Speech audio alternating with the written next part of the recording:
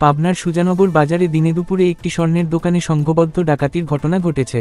মঙ্গলবার দুপুর 1টার দিকে কয়েকজন সশস্ত্র ডাকাত মোটরসাইকেলে এসে বাজারের সোনালী জুয়েলার্স নামের দোকানে হামলা চালায়। প্রত্যক্ষদর্শীরা জানান, ডাকাতরা দোকানে ঢুকে প্রথমেই মালিক ও কর্মচারীদের অস্ত্রের ভয় দেখিয়ে জিম্মি করে। এরপর তারা দ্রুত দোকানের শোকেস ও লকার ভেঙে স্বর্ণালঙ্কার লুট করে। ডাকাতদের হাতে আগ্নেয়াস্ত্র থাকায় কেউ বাধা দেওয়ার সাহস পায়নি। প্রায় 10 মিনিটের মধ্যে ডাকাতরা কয়েক ভরি স্বর্ণ ও নগদ টাকা লুট করে দ্রুত পালিয়ে যায়। ঘটনার পর পুলিশ ঘটনাস্থল পরিদর্শন করে সিসিটিভি ফুটেজ সংগ্রহ করেছে।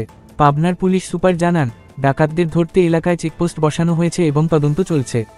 এই ঘটনায় এলাকায় আতঙ্ক ছড়িয়ে পড়েছে।